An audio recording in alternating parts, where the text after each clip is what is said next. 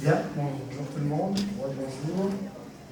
Bienvenue à cette conférence table ronde sur les success stories à l'international. Nous allons commencer pendant 3 quarts d'heure environ et nous avons la chance d'accueillir 4 intervenants de haut niveau du territoire, très impliqués dans la vie économique ici en Héroué sur Béziers. Tout d'abord, Madame Agnès Jullian, vous êtes présidente directrice générale de Technilium, basée à Béziers. Votre entreprise conçoit, fabrique du mobilier urbain d'éclairage.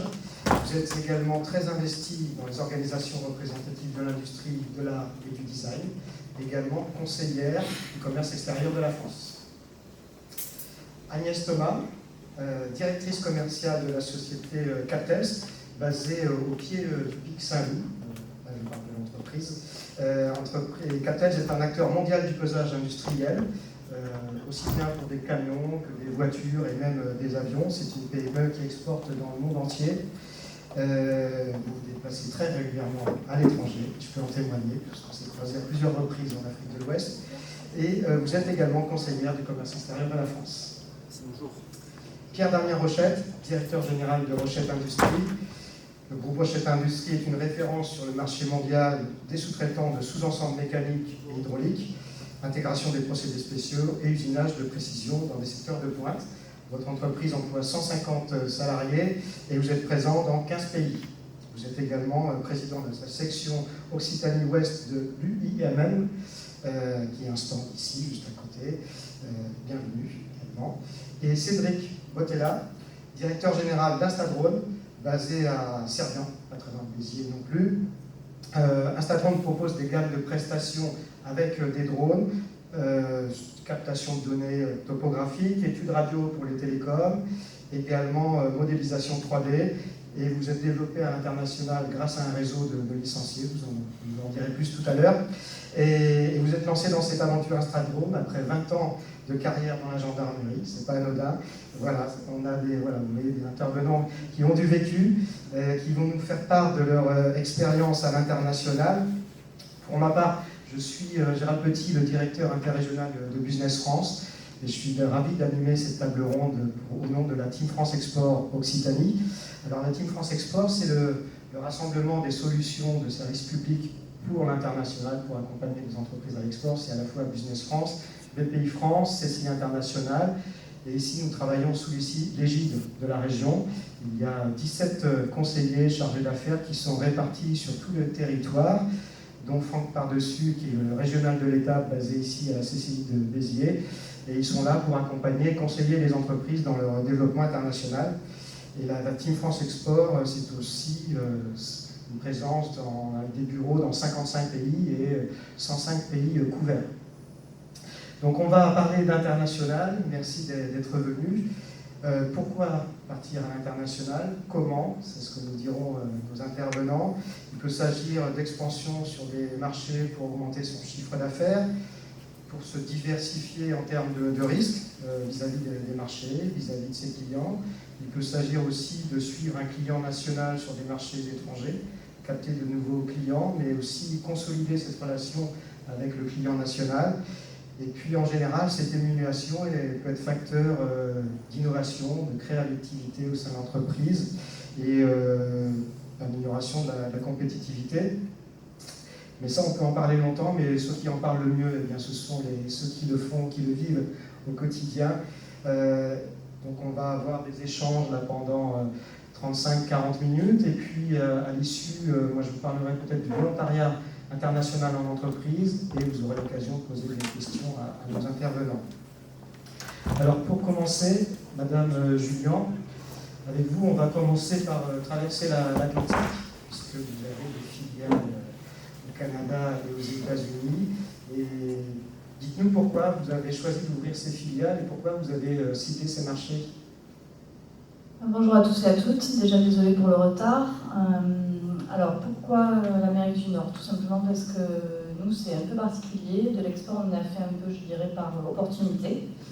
C'est-à-dire qu'on a la chance de travailler avec des grands prescripteurs qui sont généralement des architectes, des concepteurs lumière, des maîtrises d'œuvre un peu pluridisciplinaires et qui nous amènent sur des marchés externes.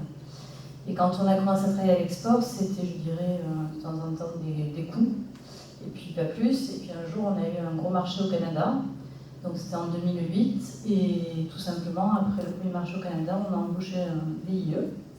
Et le principe de la convention fiscale France-Canada ou France-États-Unis, c'est que dès qu'on a un salarié, dès lors qu'il fait du chiffre d'affaires sur le territoire, il y a tout intérêt à avoir une filiale, sans quoi on est doublement taxé dans le pays dans lequel on fait du chiffre d'affaires. Donc ça a été le point de départ.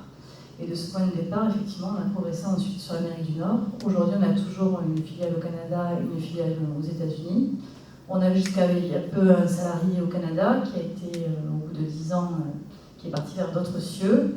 On ne l'a pas encore remplacé et on gère pour l'instant les 2 filiales avec un responsable export qui passe plus clair de son temps entre les 2 pays en Amérique du Nord, étant précisé que, vous êtes bien placé pour le savoir, il n'y a pas de perméabilité pour le VIE entre États-Unis et Canada.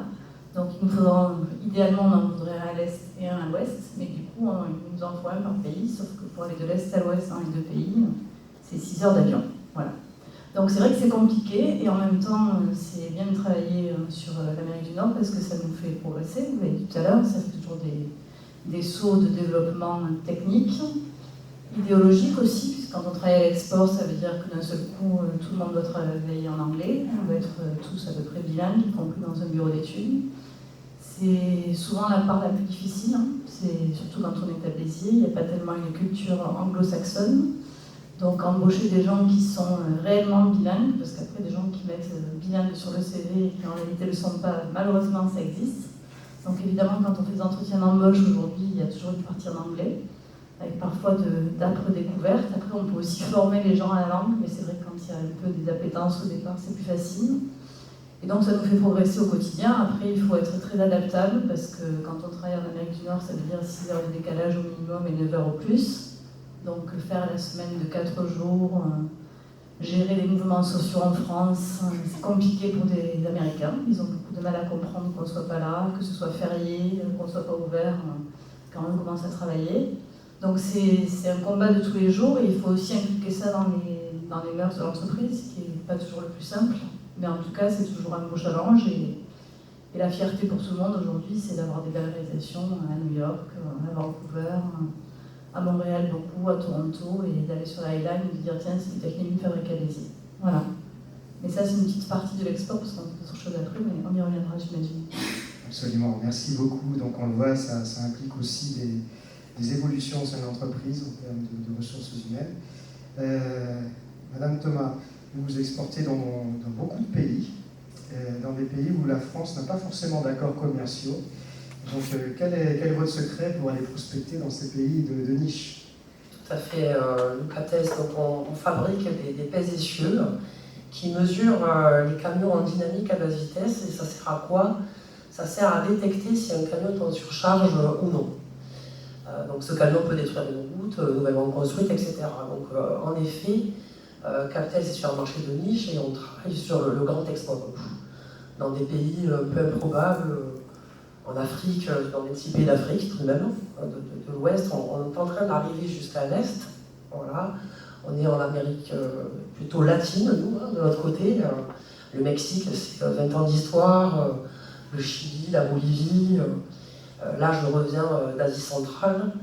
Et donc, au niveau de comment on fait, comment ça se passe, c'est déjà c'est l'endogène, l'export, je pense. On a envie d'explorer, on a envie de porter le Made in France à l'extérieur. Et moi j'ai un cas là, une belle histoire sur l'Arabie Saoudite pour Captel. Donc comment ça s'est passé? Bon, déjà il y a pas mal de lectures que nous faisons sur les constructions de routes, etc. Et puis on travaille avec des réseaux, et notamment là ça a été avec Business France, donc avec vous.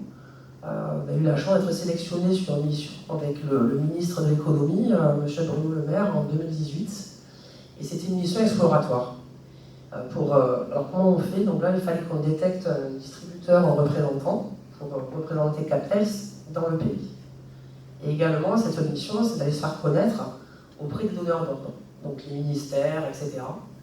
Et puis de là, on a pu détecter donc, un très très bon représentant, répondre à un magnifique appel d'offres, une livraison d'environ 1 million d'euros pour la société quand même, en plein Covid, en plein Covid, avec développement, avec des ingénieurs et tout ça.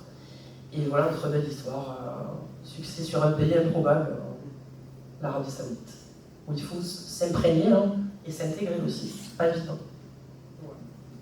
Effectivement, il faut savoir s'adapter et adapter aussi son business model. C'est le cas de votre aventure, monsieur Botelia. Vous êtes lancé à l'export, mais après avoir développé vos activités en France, vous avez dû aussi penser à une stratégie différente. Dites-en-nous plus. Effectivement, donc, nous réalisons des captations par drone, qu'ils soient aériens, terrestres, aquatiques et subaquatiques, donc toute une gamme de prestations qui rapidement a généré des demandes venant de pays moins en avance. Donc c'est facile parce que la France, on était très en avance, on a 10 ans, 7 ans d'avance sur pas mal de pays sur la réglementation. C'est la réglementation qui a permis, pas la technique, mais la réglementation. Du coup, pas mal de demandes entrantes, notamment des pays africains.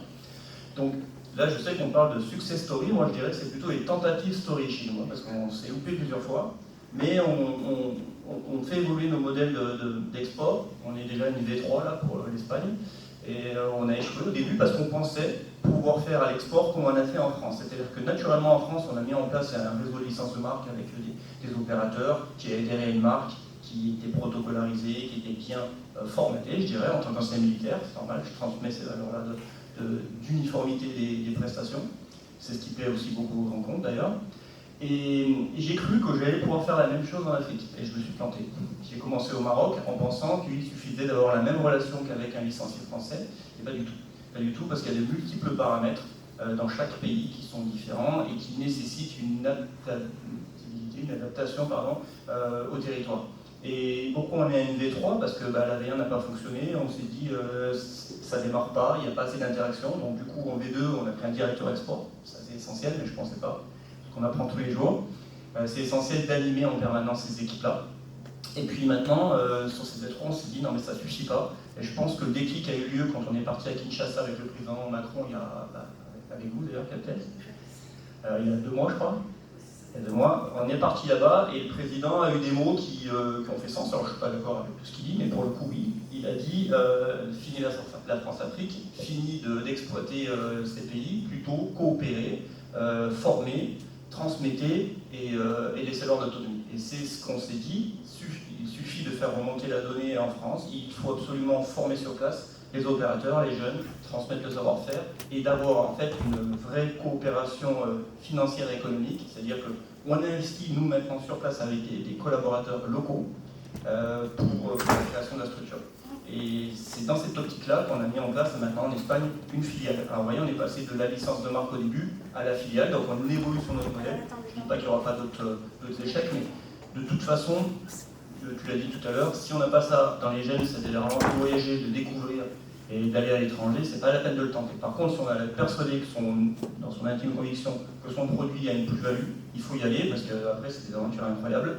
Tu n'en as pas parlé, mais il y a un petit effet expat qui fait que quand on se retrouve à l'étranger, ça fédère énormément, ça permet de rencontrer des gens qui ne vous auraient peut-être pas forcément écouté sur le territoire, mais qui, quand vous êtes en déplacement avec eux, génèrent beaucoup d'interactions. Et j'ai remarqué que les patrons de grands groupes en France me regardent d'une oreille peu attentive, mais à l'export ça change tout, et vous pouvez avoir des interactions formidables, et du coup une crédibilité. Donc c'est un des effets positifs de l'internationalisation.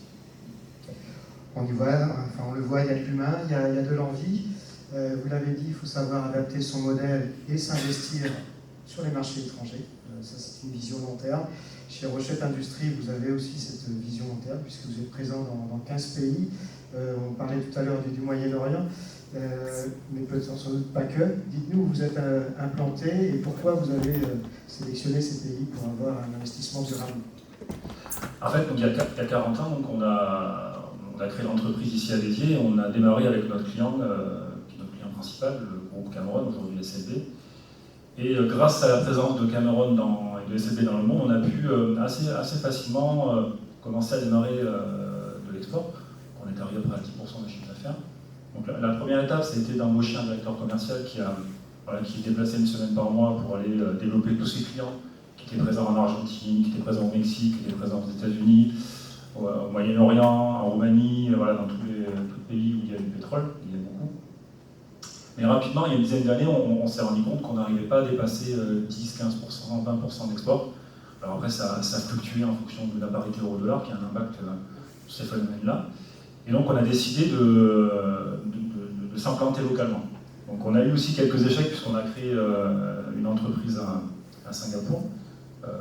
Voilà, qu'on a fermé depuis. Donc, aussi, on est sur une V2 aujourd'hui. Et en fait, ce qu'on peut voir aujourd'hui dans le métier de l'oil and gas et dans du pétrole, c'est qu'il y a une volonté de la part de pays fabricants de pétrole de fabriquer localement. Donc il y a de l'ICV, de l'income value. Et donc ces pays-là souhaitent que nos clients qui sont présents et leur supply s'implantent localement. Alors, on ne va pas arrêter tout ce qu'on fait à Béziers, puisque sur Béziers, on arrive depuis l'usine qu'on a ici à fabriquer des pièces pour le monde entier et en étant très compétitif. Preuve qu'en France, malgré toutes les taxes et un taux de production, on arrive à dégager de la productivité, c'est important de le noter. Mais sur les aspects de réparation et de réparation locale, avec des impacts bilan carbone intéressants, nos clients nous demandent de s'implanter localement. Et donc, il y a maintenant 2 ans, on a ouvert un bureau commercial alors, avec Business France et la CCI International, parce que c'est toujours un peu le modèle qu'on garde. Il y a un réseau qui est formidable avec Business France, CCI et pays, qui nous permet assez rapidement de s'implanter dans un pays. Donc nous, on a été incubé pendant une année dans les locaux de la CCI.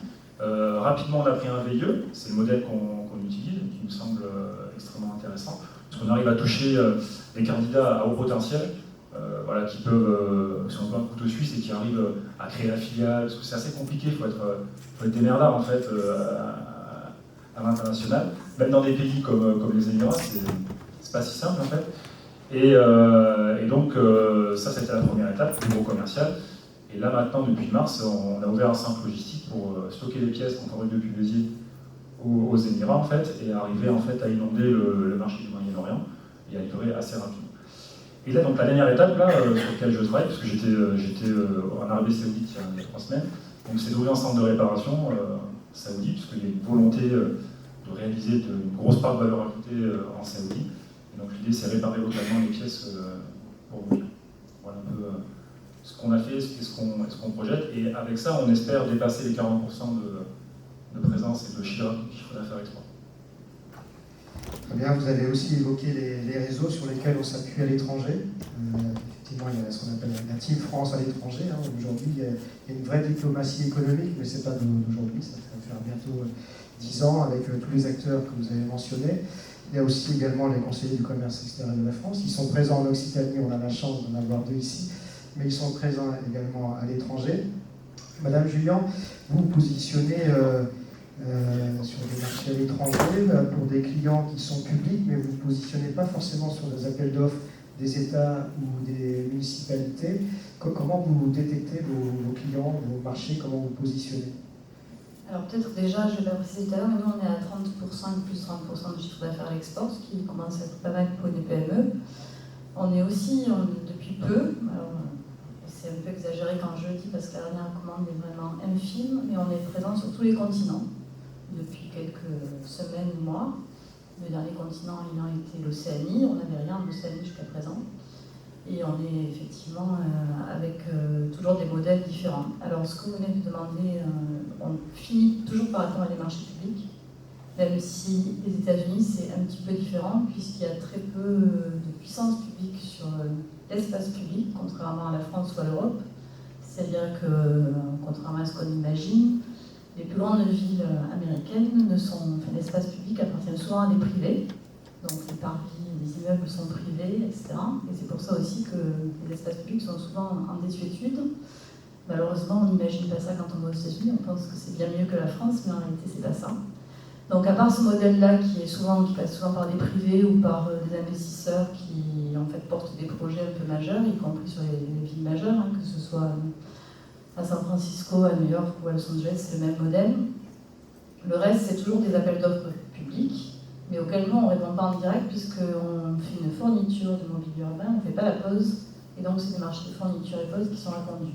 Par contre, comment est-ce qu'on arrive dans le cahier des charges? C'est là où c'est plus intéressant, c'est qu'on vend de la French Touch, et je crois que c'est important, il y a le coq bleu, mais nous, on a aussi le coq rose, on a le coq vert, on est très coq porté par BPI France, quand même, on l'a pas dit. Mais donc on est coq bleu et coq rose. Et la French Touch, en fait, c'est très important. On le faisait avant même qu'il y ait les coqs. Des clients qui veulent du produit français, ils achètent un peu un savoir-faire, ils achètent une excellence, ils achètent une qualité. Mon directeur commercial dit toujours qu'on est les seuls à faire ce qu'on fait aux 4 coins du monde. C'est un peu vrai, ça encore, on n'y arriverait pas. Il est un peu ambitieux quand il dit ça, mais ceci dit, il a quand même cultivé à peu près tous ces continents. Fut un temps où il n'était pas papa, maintenant il voyage moins. Et d'ailleurs, il disait toujours, si on exporte, et c'est aussi une phrase que dit souvent Nicolas Dufault, c'est qu'on aime prendre l'avion. Et ça, je crois que c'est essentiel. Si on n'aime pas prendre l'avion, c'est même pas la peine d'imaginer exporter. Si on n'aime pas les aéroports, il ne faut pas exporter. Si on est mal dans un avion, il ne faut pas exporter. On n'y arrivera pas.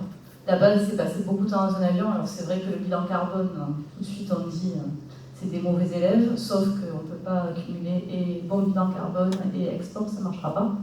Et faire des déplacements en bateau avec les containers, ça va être un peu long, donc on ne va pas y arriver. Il y a quand même des artistes aujourd'hui qui comptent faire comme ça pour aller dans certains pays et qui traversent effectivement l'Atlantique en 21 jours pour aller installer des œuvres d'art. Mais nous, on ne fait pas que des œuvres d'art, donc il faudra quand même qu'on continue à prendre l'avion. C'est important ce que je dis, parce que quand on prend quelqu'un qui n'aime pas prendre l'avion et qui n'aime pas faire des semaines entières à l'étranger, c'est pas la peine d'imaginer qu'il va être demain directeur ou responsable export. C'est voué à l'échec. C'est-à-dire qu'il faut vraiment aimer aller ailleurs, il faut vraiment aimer découvrir des cultures, et autrement ça ne marchera pas. Et pourquoi on y arrive, c'est qu'on travaille, donc je disais, avec des maîtrises d'œuvre qui sont pluridisciplinaires. La plupart sont concentrés, c'est une chance pour nous, entre Paris, Londres, New York, Los Angeles, un peu Dubaï. Et voilà, en gros, une fois qu'on arrive à avoir les bons interlocuteurs là, alors je ne dis pas qu'il n'y a pas des plus petits ailleurs, parce que quand on fait une opération en Égypte, peut-être que le prescripteur il est ailleurs, mais enfin, ça arrive quand même assez souvent. Mais on a quand même déjà un réseau qui se tisse, et en fait on finit par avancer par référence. C'est-à-dire quand on a des belles références, un gros maître d'œuvre qui va être en train de faire un joli projet, il va se dire tiens, si j'ai des mobiliers urbains un peu particuliers à dessiner, je vais peut-être faire appel à Technium. Donc en fait on a la chance d'être un peu porté aussi par ce vecteur-là. Après, si on était plus puissant commercialement, c'est sûr qu'on ferait plus de chiffre d'affaires, et aujourd'hui c'est un regret de ne pas être plus présent dans d'autres pays. Voilà. Merci. Vous avez évoqué Nicolas Dufour, il y a aussi un autre grand acteur qui a dit qu'il faut avoir l'envie d'avoir envie. Et c'est ça aussi l'export. Mais l'export, c'est une aventure. Parfois, il y a des obstacles à passer, il y a des freins, il y a des risques à prendre. Alors ça, c'est une question qui s'adresse à vous quatre. Il n'y a pas de... qui veut prendre le micro et se charger de répondre. Tant que je veux bien répondre sur ce que vous avez posé. C'est parce qu'il y a des risques. Alors, il faut les anticiper, il faut les surmonter, il faut changer de modèle, vous l'avez évoqué. Mais alors, comment on passe outre au quotidien? Alors, anecdote du jour. Du jour, c'est pas vieux. Entre midi et 2, peut-être aussi raison du retard, appel de la banque. Il arrive de l'argent du Liban. Donc, une grosse somme, ceci dit.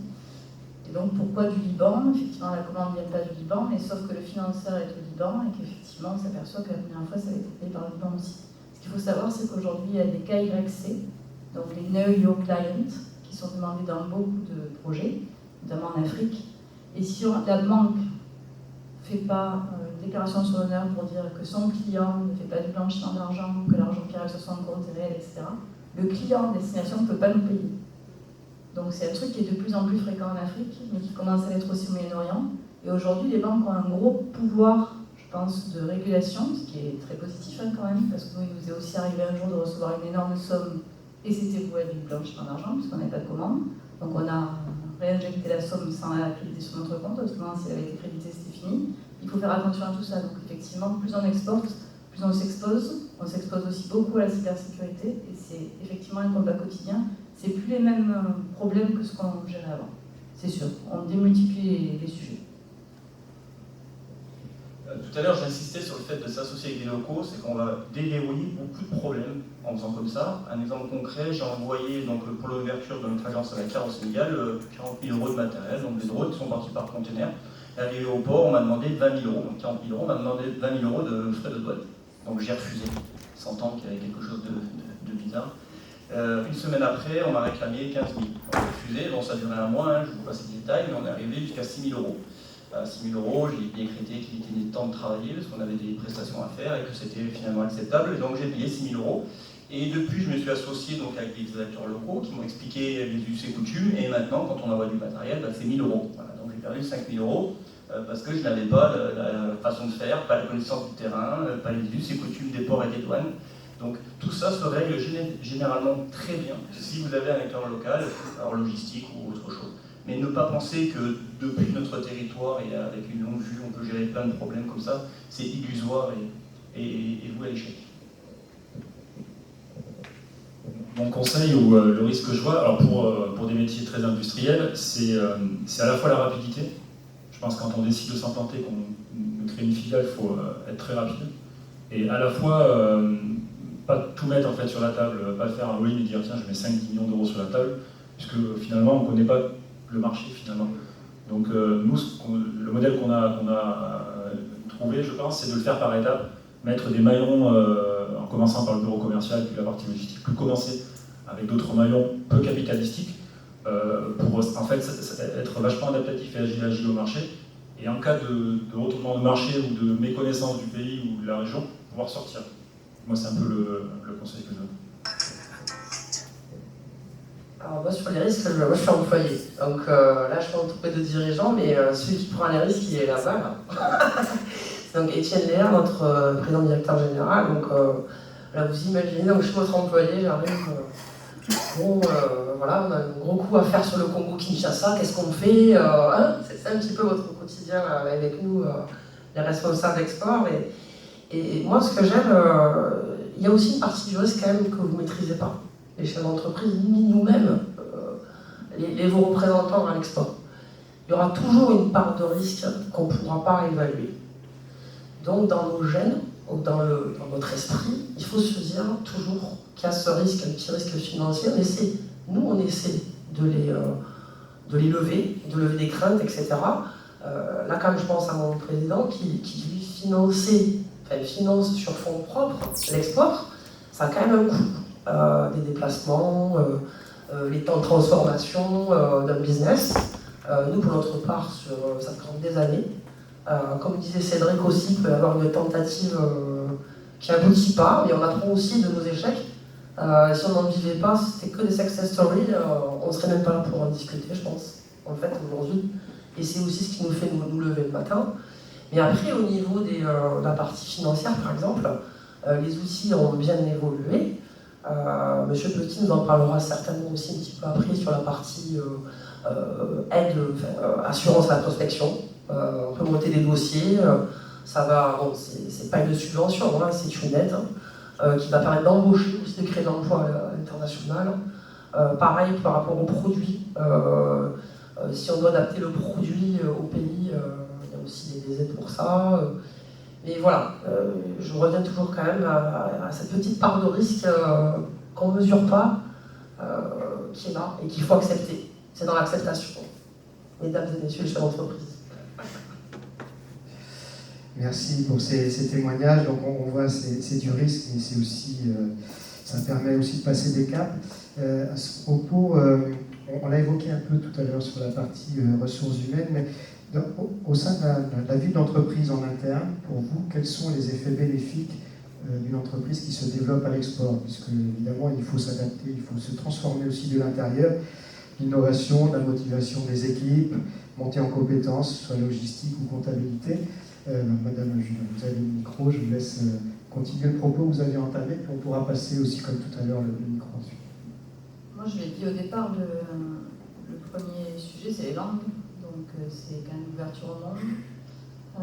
Après, on l'a dit à plusieurs reprises, il faut être adaptable. C'est-à-dire qu'on ne peut pas caler le modèle, effectivement, de la façon dont on travaille commercialement en France sur notre pays. Ça va être différent sur, peut-être pas chaque pays, mais presque chaque région, on va dire. Il faut également se dire que tous les agents, parce qu'on travaille quand même avec des agents, un réseau d'agents partout, tous les agents ne sont pas équivalents, hein, donc il y en a qui ont besoin d'être 100% accompagnés, d'autres qui vont être un peu plus indépendants. Après, chacun a ses propres personnalités, il y en a qui sont plus chronophages que d'autres. Nous, on a un très bon agent à Londres, en revanche, c'est celui qui nous prend 50% du temps. Donc, bon, ça marche bien à l'heure actuelle, mais il faut que ça continue à bien marcher, parce qu'il faut voir aussi, finalement, c'est une forme d'investissement. Et donc, il faut dédier en fait des cibles à chaque marché. Et le problème, c'est que ça fait beaucoup aussi augmenter les compétences et les effectifs, donc c'est aussi un fort investissement. C'est plus long de travailler à l'export, c'est beaucoup plus d'aller-retour. Nous, en France, on ne fait pas valider tous les plans, à l'export, on fait valider tous les plans. Le Moyen-Orient est juste atroce en termes de validation des plans et de casse-bonbon, pour pas dire autre chose. Donc, on fait des allers-retours pendant 2 ans. C'est toujours très, très, très compliqué et très, très, très chronophage. Bon, de temps en temps, on arrive au bout, hein, donc il faut toujours se dire qu'on va y arriver, il ne faut pas lâcher prise. Moi, le Moyen-Orient, Pierre Daniel aussi, parce qu'on en avait eu parler. Il y a 3 ans, j'ai dit à mon directeur commercial, c'est fini, je t'interdis d'aller là-bas, il faut plus appuyer, on n'a pas trop d'argent, c'est plus la peine, on arrête tout. Bon, le jour où je lui ai dit ça, il y a eu 2 commandes. Donc il m'a dit, tu vois, t'avais tort. Donc du coup, bon, j'ai lâché sur l'affaire. Depuis, on a eu cette avance aujourd'hui, on fait la venue qui va à la Mecque, c'est pas rien. Donc voilà, ce sera une belle référence.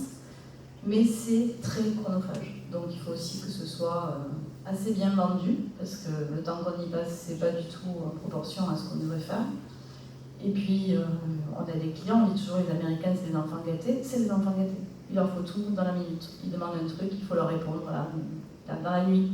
Le lendemain matin, il leur faut le truc. Tant qu'ils l'ont pas, ils vont rappeler 10 fois. En France, on fait pas ça. On va attendre 1 semaine, on va attendre 10 jours, on sait qu'il y a un temps de latence. C'est pas du tout les mêmes méthodes et chaque client est différent.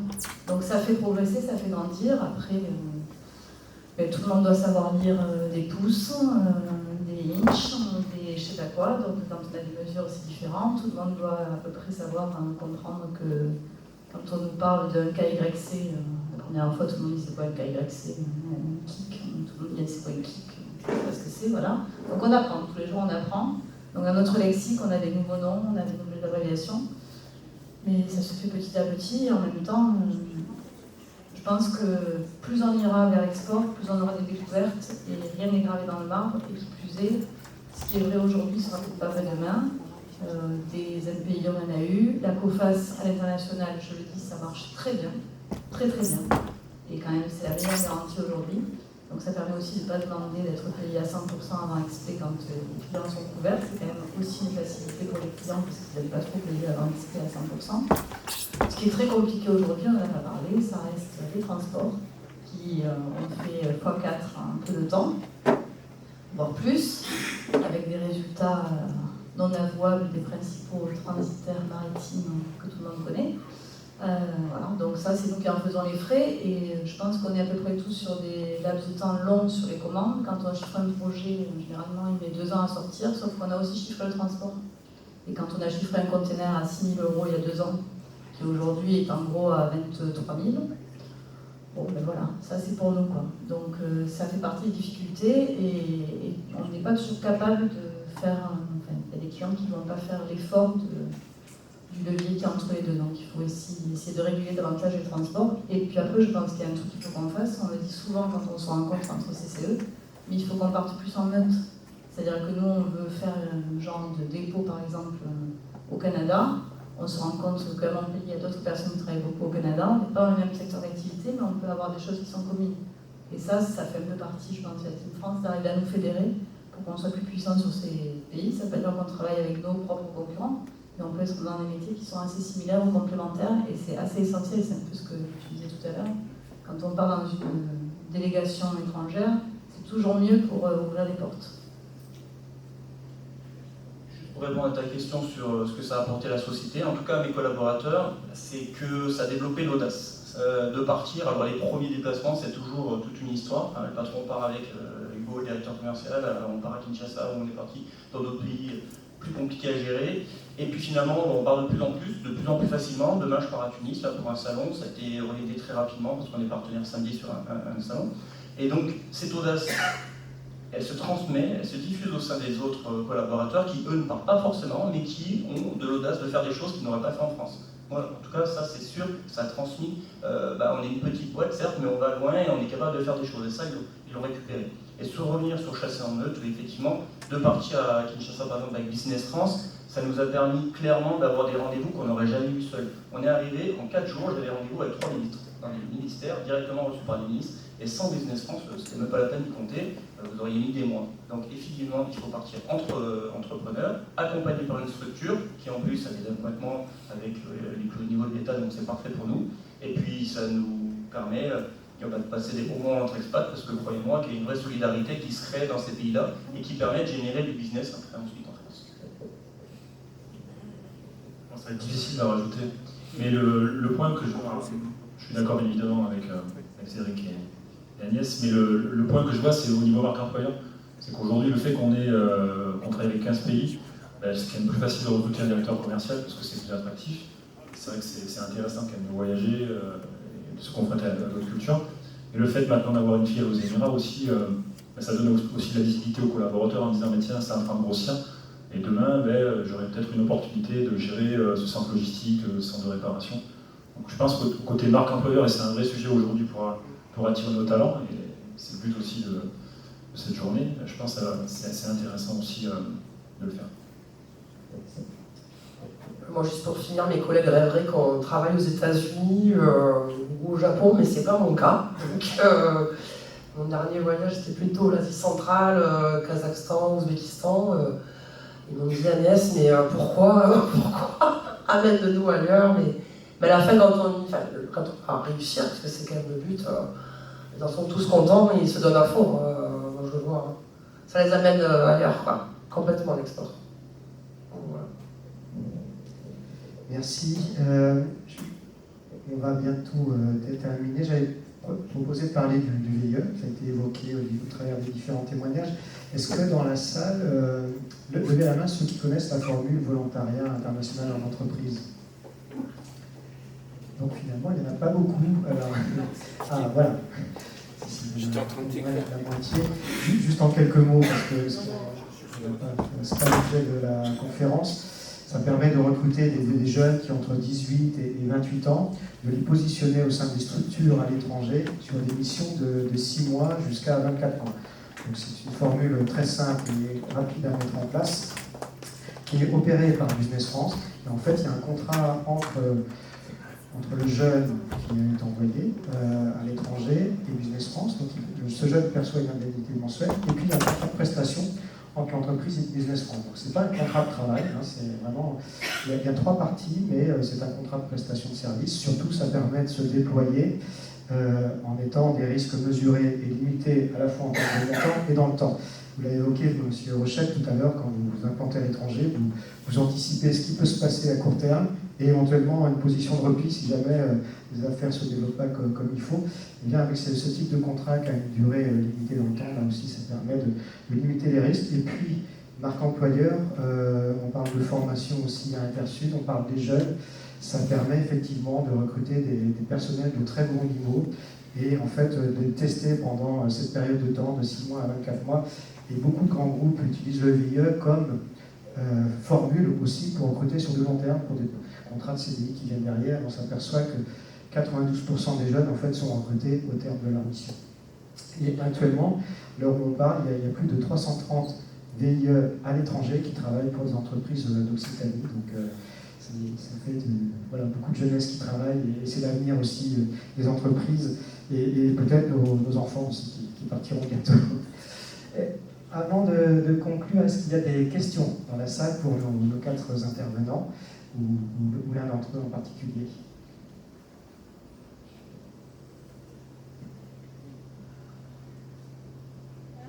Question. Est-ce que vous avez une question entre vous? Moi, j'ai une question sur l'Afrique en fait. C'est vrai que c'est comme ça me fait peur un peu. Et j'aimerais savoir un petit peu comment, déjà en interne, vous avez réussi à combattre un peu ce frein. Parce que c'est vrai que nous, on est partis dans des pays, à Singapour, aux États-Unis, au Moyen-Orient, qui sont quand même des pays plus faciles, en tout cas plus proches, enfin, de mon point de vue, plus proches de ce qu'on a en France. Donc moi, je suis assez intéressé, parce qu'il y a du potentiel, on en parlait juste un peu avant sur le côté de l'énergie. Donc c'est un marché qui est énorme, mais voilà, j'ai un peu des freins comme ça. Alors, moi, ce que je pourrais dire de lever ces freins, déjà, c'est de vous y amener, peut-être le jour. Voilà, okay. Avec vous aussi, parce qu'on y va, bref. L'Afrique, ça fait peur. Ben non, pas du tout, en fait. déjà on doit s'enlever tous ces préjugés. Bon, il y a quand même des risques, c'est évident, mais il y en aurait peut-être aux États-Unis aussi, ou en Arabie. Mais non, d'abord il faut aller explorer, moi je pense, il faut se dire allez on y va. Et comment gérer? Moi je partirais sur une mission en délégation d'entreprise sur le Sénégal ou la Côte d'Ivoire et Business France par exemple. Je montrerai un cahier des charges avec qu'est-ce que je veux, monter une usine ou d'abord aller regarder, rencontrer les acteurs principaux. Et puis après de là vous allez vous faire une idée, une première idée, et peut-être vous allez vous dire tiens mais vraiment dans l'oil and gas, je sais pas en Côte d'Ivoire ou quoi, il y a vraiment le projet pour mon entreprise et c'est parti. Je ferai ça en premier. Moi, je veux juste dire qu'on a été au plus simple. Hein. L'Afrique, c'est le plus gros potentiel de croissance. On a été directement à la source. On s'est dit on va s'éviter d'aller dans des endroits qui ont déjà été égrenés par des boîtes comme les nôtres et qu'on va aller là où il n'y a pas de la connaissance et on va aller beaucoup plus vite. Mais tu as raison, c'est plus compliqué pour l'instant. Il faut se faire accompagner, avoir je redis encore, avoir des accompagnants locaux. Mais c'est pas plus dangereux qu'ailleurs. On est généralement accompagné quand on part ensemble. Il ne faut pas avoir de crainte. Et puis en plus, on vit des moments plutôt extraordinaires. Alors juste pour compléter, parce que je pense que tout ce qui a été dit est juste, mais la COFAS est super présente en Afrique. Et c'est très bien se renseigner sur les clients, donc c'est aussi hyper pratique. Sécurise aussi. Et nous, on est en train de faire un beau projet au Bénin où on fait tout le port de... C'est quand même pas mal, et on a fait le Congo aussi récemment, et il y a un an, on nous aurait dit il faut aller en Afrique, on aurait dit franchement, on n'est que sur des produits haut de gamme, ça sera trop cher, etc. Bien, écoute, ça fonctionne, et on a livré les premières commandes, et maintenant on en reçoit d'autres. Donc ça marche bien, et ils sont contents, et ils sont... Alors par contre, ça fait pareil, ça fait partie des exigences, il faut leur répondre très très très très vite. Et généralement entre 17 et 19 heures, je ne sais pas pourquoi, mais c'est 17 à 19 heures, il faut être... c'est le moment. On est d'accord? Et là par contre, j'ai toujours pas compris pourquoi, mais tous les jours, tu peux dire même 17-20 heures, et par contre, si à 20 heures on n'a pas répondu, il s'énerve, sauf qu'on est fermé. Même le samedi, voilà. Donc après, c'est des petites choses, mais on a tous aujourd'hui la chance d'avoir des iPhones, des téléphones, des terminaux mobiles. On peut tous répondre rapidement à un mail, y compris pour dire on vous répondra demain. Et ça leur suffit. Il faut juste leur répondre. Je crois qu'il y a une question, Franck.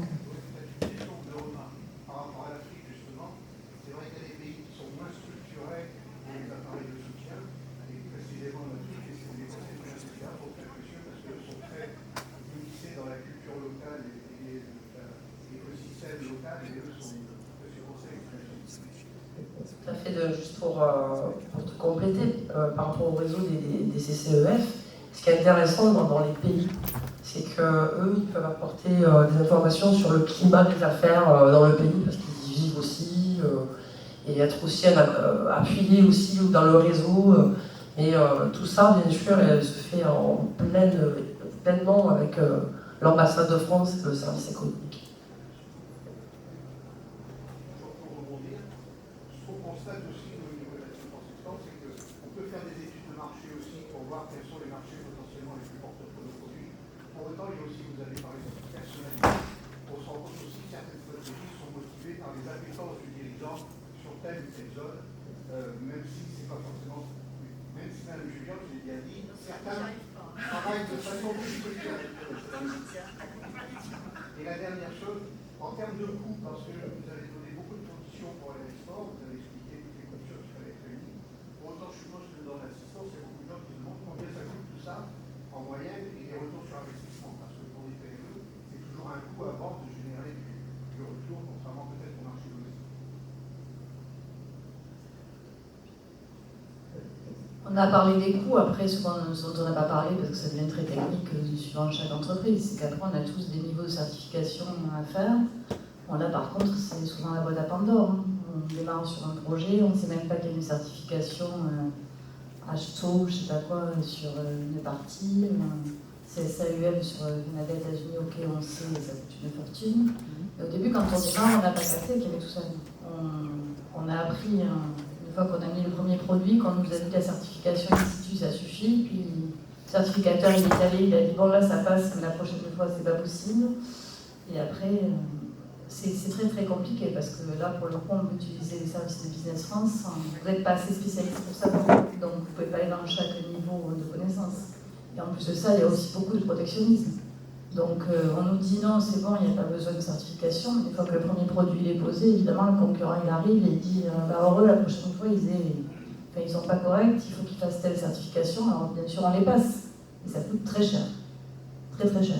Et ça, c'est pour le coup, je dirais, on apprend à chaque projet un peu particulier. On parle de l'Afrique, il faut payer Intertech avant que la commande parte. Il y a un gars qui arrive avec un morceau de papier, il ne regarde rien, il regarde tous les documents, il ne fait rien. Sauf que quand il repart, c'est 6 000 €. Et il faut le payer avant qu'il arrive en plus. Voilà, ça fait partie, c'est un peu comme l'histoire de la douane. Bon, la première fois, on ne le savait pas, on les a payés. Et après, maintenant, on le compte dès qu'on devise le projet.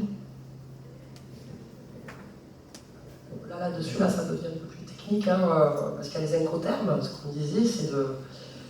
Si tu choisis de régler la douane sur les pays d'Afrique, sachant que les taxes peuvent monter jusqu'à au moins 60% du prix quand même de vente, ça peut être très très loin. Donc nous, ce qu'on a choisi en termes de... voilà. Alors non pas l'export, ça c'est l'incoterm des feignants un peu. Mais on va dire qu'on va faire au moins un CIF jusqu'à l'import. Pourquoi ? Parce que c'est une aide de crédit. Si tu es en ex-works, pour collecter les documents, c'est un peu compliqué. Ça peut le devenir. Tandis que si tu fais un CIF, là, tu vas collecter tes documents et avoir des bons paiements en banque et tout, et tu vas t'éviter la problématique de Cédric, qu'on n'aurait jamais accepté de payer 6 000 € à un douanier. Ça, c'est pas possible. Ensuite, prenons un cas sur la Côte d'Ivoire. Il y a une obligation de faire inspecter les marchandises en amont. Ça a un coût, c'est l'exportateur qui doit le payer, et c'est par rapport aux chiffres déclarés sur la facture. Alors là, qu'est-ce qu'on fait ? Moi, je prends la facture, je sais combien je vais vendre, j'appelle Cotecna, je vois avec eux le tarif, et je l'inclus dans les prix. Maintenant, moi, je fais un Cotecna. Voilà, Cotecna, donc il fait ça. Et tout ça, c'est inclus, et ça permet de ne pas avoir ces coûts-là surprises, je dirais. Après, il y a d'autres surprises encore qui peuvent arriver. Mais on essaie d'en enlever pas mal. C'est-à-dire qu'avant d'exporter quand même sur un pays, on peut s'appuyer sur la CCI déjà, demander la fiche pays. Là, vous aurez quand même déjà quelques lignes, quelques aides déjà. Et puis après, là, vous allez pouvoir bâtir votre prix dit export. Là, on va rajouter tous ces éléments au fur et à mesure, en fait, pour éviter quelques surprises. Après, par rapport au stack COFAS, quand même, nous, tous les pays où on bosse, ils ne sont pas COFASés, quoi. Voilà, je voulais le dire parce que nous, on n'a pas tout ça. Étienne rigole beaucoup, mais c'est vrai. C'est pour ça que je parlais de sur fonds propres. Voilà, c'est très compliqué quand même. Bon. Mais voilà. Ouais, pour nous, c'est vrai qu'on a commencé avec de l'export. Donc ça a plutôt fonctionné. Maintenant, avec quelques clients, quelques pays, on a un BDP. Mais on est passé par ce modèle VIE en fait, qu'on a envoyé en fait dans le pays, qui a travaillé en fait localement sur bien comprendre le coût de logistique et de transport. Et donc là maintenant on peut faire le... Donc, il y a quand même un coût de au moins minima du VIE, alors ça dépend des pays, mais on est entre 30 et 60 000 € à l'année on va dire. Mais je pense qu'il faut y passer en fait pour vraiment éviter de se retrouver devant des difficultés. Le VIE il va servir à dérisquer en fait le projet. Et finalement à passer sur un incoterm moins feignant. Bien, merci. Je crois qu'on va conclure sur ces mots. Il y a eu des témoignages très riches. On a parlé de chasser en meute, on a parlé de partenaires locaux, on a parlé d'émulation au sein d'entreprise, d'évaluation du risque. Mais ce qu'on s'aperçoit aussi, c'est que moi, à vous écouter, on sent qu'il y a beaucoup d'envie et envie de continuer cette aventure de l'export. C'est vrai qu'il faut savoir s'appuyer sur les partenaires existants, surtout. Moi, pour avoir fait quelques pays à l'étranger et avoir vécu, je peux le dire aux dirigeants français, il n'y a quasiment aucun pays qui a un dispositif de soutien aussi fort que le nôtre, avec tous les partenaires publics, les financements et l'évaluation du risque. Vous avez mentionné la COFAS, les pays français et autres. Donc, il ne faut pas hésiter, il faut s'appuyer. Et je tiens à remercier nos 4 intervenants, je crois qu'on peut les applaudir. Merci pour cette franchise, ce témoignage très riche d'expérience. Et puis, on a parlé de chasser en meute à l'étranger. Bon, là aussi, on a eu une bonne symbiose et il n'y a plus qu'à continuer l'aventure. Merci.